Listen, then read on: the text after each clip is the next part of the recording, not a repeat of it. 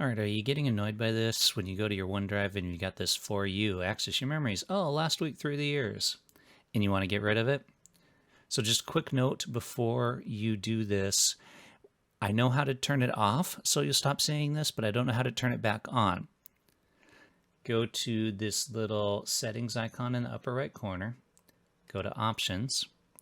Don't go to notifications. That's what a lot of people think, and you uncheck this on this day, but that's actually email notifications. What you want to do is you want to go to photos, and you've got this option here for your section in My Files. Click hide for now. Then when you go back to OneDrive, it's all gone. There you go.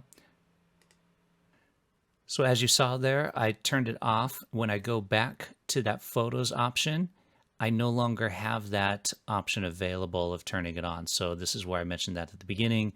Just a reminder that if you do follow this process and you want to turn it back on, don't ask me. I have no idea how to do that.